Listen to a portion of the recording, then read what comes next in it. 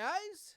Today I'm going to reacting to Film Theory, the tragedy of the man in the suit. Godzilla analog horror. The video is by the Film Theorists. And if anyone watching has not seen this video yet, please pause the video and click the link down in the description or watch the original video before watching my reaction. Do so really hats off the original content creator of this video. And guys, there will also be a link to the original content creator of The Man in the Suit. Please, if you haven't, be sure to check that out as well, if you haven't had a chance to do so as of yet. Anyway, let's get into the reaction now. Let's start this reaction now. Interview September 15th. 1958, subject 1, Matthew Patrick. Subject Matthew Patrick. Godzilla, whatever the hell that is. So, oh yeah, and I am aware of exactly Matt Pat actually retiring soon, guys. It wasn't a person. It wasn't sad to hear. Human. At least not anymore. How? It was just a man in a suit. No, it's something else now. It mutated, and it's coming for us.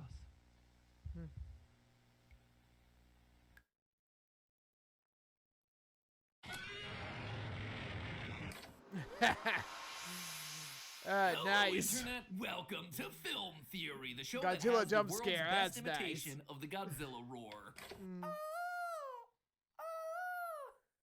That was my very lame Godzilla scream. Listen, Toho is notoriously protective of that roar. It's the best that we're gonna do, all right? So we're all familiar with Godzilla, right? King of the Monsters, been a mainstay in movie theaters for the past 7 decades. He's appeared in nearly 40 films and single-handedly pioneered the whole kaiju genre. And of course, with that amount of history, you're gonna have a ton of different interpretations of the character, from the big-budget American movies where he fights King Kong in the Monsterverse to true low-budget horror masterpieces like this year's Godzilla -1. But today, I want to look at a completely different take on the character. One that's available right here, right now on good old YouTube.com. A new analog horror series known simply as The Man in the Suit. You're not hearing that incorrectly. It's an analog horror series about Godzilla, or at least the human inside of Godzilla. And let me tell you, loyal theorists, the story that it tells is simultaneously scary, tragic, and heartbreaking. In an overcrowded genre full of cheap thrills, The Man in the Suit's covering some massive topics with devastating themes, which is only made more impressive once you realize that the channel's creator unknowingly is just doing this all on their phone. Also, and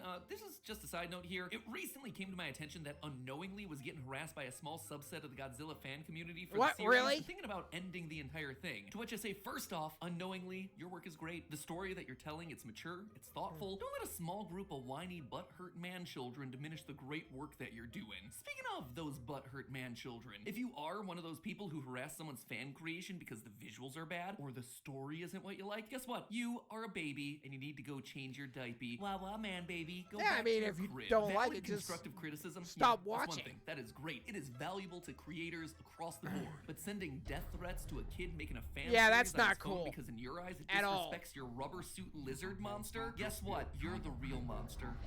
Ooh boy, That's I true. went a little bit harder than I expected on that one, but had to get it off my chest. You see, in case you missed Yeah, it, I but he made ain't an announcement wrong. over on Game Theory that these next 10 weeks of episodes will actually be my final 10 weeks of hosting these channels. Don't get me wrong, I'm still gonna be around working on really cool projects in the background, including a lo-fi related ARG that I'm just really hyped about, but it's not gonna be me recording these scripts every single week. I talk about it in a lot more detail over there, in case you're curious as to what's coming next, but the long and short of it is that my time as the film theorist is coming to a close, and so, you know what? I'm just gonna tell it like it is. And Toxic fans, you suck. You have ruined so many series for so many people. You are the worst. Go home. Let people enjoy what they want without you trying to gatekeep it. And everyone else out there, don't feed the trolls. Ignore them. They'll go away to their lonely little holes. Whew, kept that one pent up for a while. Anyway, The Man in the Suit. It harkens back to the earliest days of the Godzilla franchise, when all special effects had to be done practically. So to simulate a giant lizard terrorizing Tokyo, the filmmakers had a real stuntman put on a big rubber suit and stomp through miniature models of the cities that it was fighting in. However, working in these suits, it was a far bigger challenge than you might initially realize. They had no eye holes for the actors to see. No eye They weighed holes? over How do you see where he 220 was pounds. going? Internally, they heated up to extreme temperatures, and they were so difficult to breathe in that the crew crew often had to attach a tube to get the actor air. A tube that had to be removed when they were actually filming the darn thing. There was even one incident where an actor almost drowned when his breathing tube fell out. Holy shit, that's messed up and dangerous. What the hell? That right there, it What already the sounds like a fuck? terrifying experience. But the man in the suit takes things a step further, reimagining that claustrophobic experience as one that never ends, as the suit completely consumes the person inside, turning them into a mutant monster themselves. But underneath all of this monster business What? is actually a surprisingly heartfelt story about pain, grief, and overcoming cycles of violence brought about by one of the worst tragedies in human history. Yeah, this is one of those series, friends. So charge up that atomic breath, loyal theorists, as we begin to unzip the secrets of the man in the suit. Now, before we actually hop into the discussion, I did want to acknowledge up front that the series includes fictionalized versions of real people who actually existed. This includes the real actors who played characters like Godzilla and the other kaiju. These aren't just anonymous stunt people. However, the man in the suit is also clearly set in an alternate universe, dealing with events that never actually happened, even if they are happening to real people. I just wanted to clarify that because when you're dealing with these sorts of online analog horror series or ARGs based on dramatized versions of real events, it's best to clearly separate the real fact from the fiction. So in classic analog horror fashion, the actual plot of the man in the suit isn't exactly the easiest thing to follow. Everything's told to us through VHS tapes uploaded by an anonymous American cameraman who worked on some of the original Godzilla movies back in the day, and it was far more disturbing than you might think. The original actor hired to get into the Godzilla suit became obsessed with it, staying in costume the entire time that he was on set during breaks, even taking it home after work despite being told not to. The producer on the film says that it's almost like the suit was talking to the actor. Eventually, the actor started calling himself Goji, a nickname borrowed from Gojira, the Japanese name for Godzilla. Now, you might chalk all this up as an actor taking his role very seriously. I mean, this guy could very well be the Jared Leto it's of taken a kaiju bit too films. seriously. But quickly, things start to escalate, taking a turn for the worst. Goji's breathing becomes strange, and he stops moving entirely for minutes on end, despite the crew's best efforts to keep him on track. Eventually, they decide to take a look inside the suit to check on Goji, but what they found inside was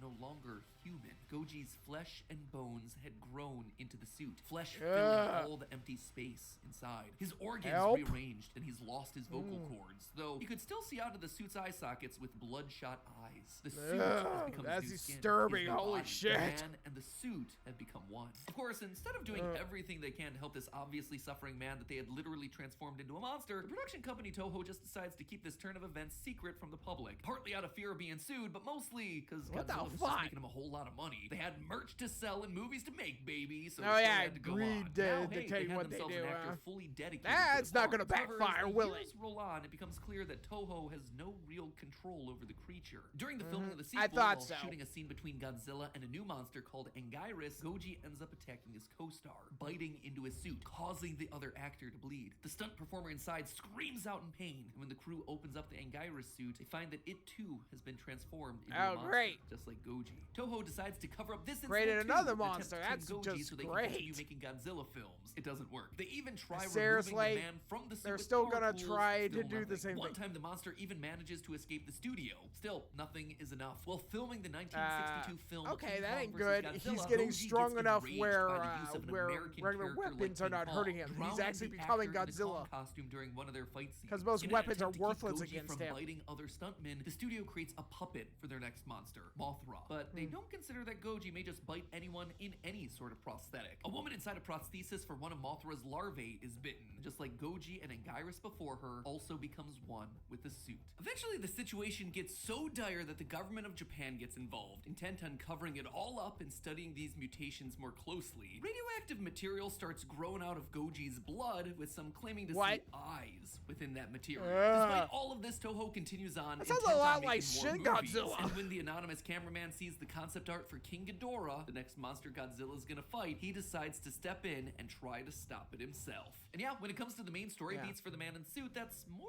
or less it so far. Unknowingly, I said that the series isn't completed yet, so there is more to come, but I think that there's more than enough here for us to dig into and explain what exactly the series is trying to say. First things first, what exactly is making Goji do all of this? What's transformed him from an actor in a costume into a beast? Well, according to one expert character in the series, she believes that this mutation is the byproduct of radioactivity. This is the work of radiation. The man in the suit doesn't fuse with the suit instantly. His body explodes in the suit, then it reshapes itself in the suit. Now, if How you do you know not anything die about from Godzilla as a exploding? franchise, all this talk about radiation should be making your Geiger counters go off. See, when Godzilla was first created, he wasn't just some city-sized monster of the week for a horror movie. He represented something much darker than that. You have to remember that the first Godzilla movie was released all the way back in 1954, nearly 70 years ago. And while that might seem like ancient history to us millennials and zoomers, this was a particularly important moment for Japanese culture and history. Think about this time period. It was less than a decade after the end of World War II, and the US deployment of the 2 atomic bombs that devastated the cities of Hiroshima and Nagasaki. This is where Godzilla comes from. A monster literally created from nuclear radiation from an atomic bomb test mutating a prehistoric lizard living under the Pacific Ocean. For the original audience of this film, the idea of a kaiju like Godzilla being an unintended consequence of nuclear waste would have been a very real, legitimate fear, considering that we had no idea what the long-term effects of this level of nuclear radiation were. But that's just the surface level reading of Godzilla. There's a deeper one here that not only has the King of Monsters standing in as a product of mutation, but as an allegory for the nuclear bombs themselves. As the director of the original film put it, if Godzilla had just been some animal, it could have been killed with traditional weaponry. Sure, it would still be a threat, but not the true terror that we see present on screen. Godzilla is the atomic bomb. The destruction that he leaves behind, it's indiscriminate. He's an unstoppable force devoid of morality, destroying anything and everything in his path, and leaving nothing behind but rubble. This is also why the powerful beam attack that Godzilla shoots out of his mouth is called his atomic breath, even sometimes being depicted as creating a mushroom cloud similar to a nuclear explosion. Godzilla is both metaphorically and literally a nuclear weapon. And this is what unknowingly and the man in the suit is using as a jumping off point for their story. Don't believe me? The connection is further driven home during the video Suit Trial, where we see Toho experimenting with Goji and playing audio tracks to see how it reacts. During one such test, we hear Goji spewing some garbled mess in what appears to be English. At first, it's very difficult to make out, but if you listen closely, speeding up the audio track, you realize that Goji is actually reciting a quote from famous physicist J. Robert Oppenheimer, the main architect of the American atomic program and the leader of the Manhattan Project. Now I am become death, the destroyer of worlds. No, that ain't good. This is a very real thing that Oppenheimer said years after the bombings of Hiroshima and Nagasaki, showing immense guilt for the unspeakable destruction that his scientific breakthroughs caused to not only the people of Japan, but potentially every human on the planet. Fun fact, by the way, Oppenheimer actually said this quote in 1965, at least 4 to 5 years after this point in The Man in the Suit takes place. But hey, we've already established that it's an alternate universe, so who knows? Maybe things just happened in a different order in that timeline. Regardless, this is still an incredibly heavy and important historical quote, and given what we know about the history and symbolism of Godzilla as a franchise, there is clearly some level of deeper connection here. Thankfully, Unknowingly has left us plenty of breadcrumbs to follow. In classic analog horror fashion, there's more hidden in each of these uploads than just the videos themselves. For instance, if you take a peek down below the videos, you'll find some text in the description written in Japanese, and we can learn a lot from what's said down there. Like here, in the very first episode's description, it reads as follows. Godzilla may be a monster, but he seems different to me. He is rather a god. I will be the meat of the beast. I will be the host of Godzilla. I will live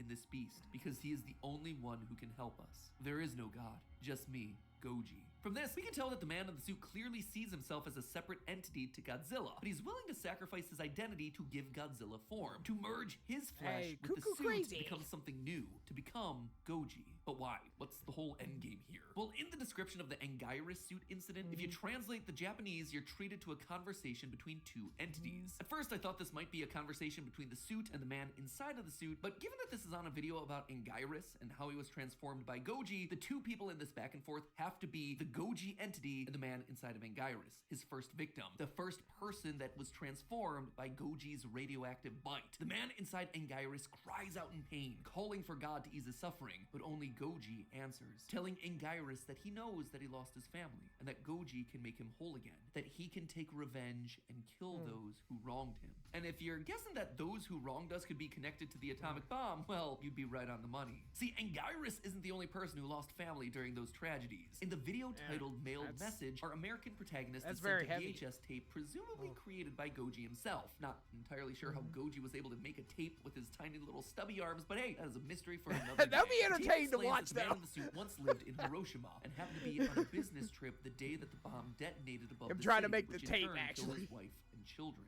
Goji blames all Americans for his incredible pain, knowing that they cheered when Japan surrendered. Now, he wants to take everything from the Americans in return. And suddenly, Goji's behavior in other parts of the series makes a lot more sense. This is why he became so hostile during the production of King Kong vs. Godzilla. It was a co-production with American producers and American characters, and at least in Unknowingly's universe, American crew. This enraged Goji, who saw the entire production as a betrayal of not only himself, but of Japan as a whole. As another quote hidden in the video description says, he sees everyone involved as filthy traitors, playing with him like a toy, forcing him to work with the people who killed his family. And this anger is why the situation eventually boils over during the filming. The script called for King Kong to win, and that's what happens in the real world version of the movie. But here, when the two tumble into the sea, only Goji emerges, having drowned the actor playing Kong, eliminating someone that he saw as a traitor. Now, all of this makes for a really compelling story, and I'm kind of amazed by how much detail and nuance as I recall, there were like two different versions of that movie, actually. On a thematic level, why did Unknowingly make this in the first place? Well, when you start putting everything together, it's one, clear the that American this is a tale version, of then two there was parts, the grief Japanese and version. In vengeance. the On Japanese one hand, version, the man in the suit Godzilla is won, clearly a and tragic in the character. American In version, one moment, King he Kong lost both won. his family and his country. That kind of grief is hard to heal, but it's easy to fester, becoming anger, frustration, hatred. That is the path forward that Goji pursues, embracing this symbol of the very thing that took his family from him, and directing it towards the people that he believes actually hurt him. But to what end? What will that actually did he do? really If morph he manages to accomplish with his goal that? to exact his vengeance, will it bring his family back? No. It only creates more pain, more suffering, and not even on the people that Goji wants to see suffer. Think about the people that Goji has actually hurt in the series so far. He's bitten 2 actors in costumes and drowned a 3rd on set. But all of these people were themselves that ain't good. Japanese. In his effort to get revenge on the people that he believes hurt him, that killed his family, instead he's only succeeding in hurting the people that are trying to help, who themselves were already hurting. In post-war Japan, we actually see this bear out in the crime statistics. Right after the war, when anger against the Americans would have been at its highest, crime rates were among the highest in Japan's modern history. These sorts of crimes wouldn't have hurt the Americans, they're just hurting their fellow Japanese people. But the saddest part, this drive for revenge, to extract vengeance and pain on America for dropping those bombs at the end of the war, it's not something that unites Goji with the rest of his country. When he finally escapes Toho's studio and explores the outside world for the first time in a decade, Goji is shocked to see how the rest of Japan has chosen to deal with the pain from the tragedy. Instead of a country preparing to strike back, he finds a country that's more or less at peace. As Goji says, quote, "This place, the outside air, the cars, the windows, the house, did they just move on? Will we forget?" And that right there, it's a valid question. Will they just forget? Thankfully, this is a case where we do have an answer. We as a species cannot and should not forget the unstoppable destruction of nuclear weapons. Several years ago, I was fortunate enough to visit Japan and took the opportunity to visit the Hiroshima Peace Memorial Museum. And it was an eye-opening experience. It was sobering to see the full extent of what the bombs did to Japan. And it was moving seeing and hearing the stories about what people went through as they tried to survive in its aftermath. But the biggest takeaway that I had of that entire trip was how the nation chose to remember that unspeakable tragedy. This wasn't a case of look at these awful things that the Americans did. Instead, it was look at the horrors of this power that we've unlocked. We as humanity cannot let this happen to any other nation or any other people ever again, no matter what. After World War II, Japan has famously never sought to make nuclear weapons, and they've even gone so far as to adopt the 3 non-nuclear principles, promoting the peaceful use of nuclear energy and work towards global nuclear disarmament. Japan's chosen to take what many consider to be the darkest that's pretty moment in good. history, and they've dealt with that grief in a way that ultimately benefits us all, tries to protect dealt us with it from in a our own positive power. way. Those crime rates that I mentioned a second ago, in the 50s they plummeted, and they remained low for decades. This led to a boom in Japan's economy, which in turn led to the creation of technology that ultimately benefited everyone. They didn't let the cycle of violence continue. They didn't just feed into the darkness and fuel the anger. They didn't become the monster, the man in the suit like Goji did. And now, we all as a society are better for that. The question now is, what does it take for all of us to step out of the suit? But hey, that's just a theory. A film theory. And cut. And the video ended there, guys. And as for what I've thought of it, that was quite scary and haunting, to be quite honest. Holy crap. And that's my thoughts on this particular episode of Film Theory. Let me know your thoughts, and also, guys, let me know in the comments if you'd like to see me do more reactions to Film Theory or any of the other of the Theorists channels. Please let me know in the comments, and also, And if you enjoyed my reaction, guys, please be sure to give this video a like if you enjoyed it. And that's it for my reaction, guys. Thanks so much for watching, and I'll see you next time.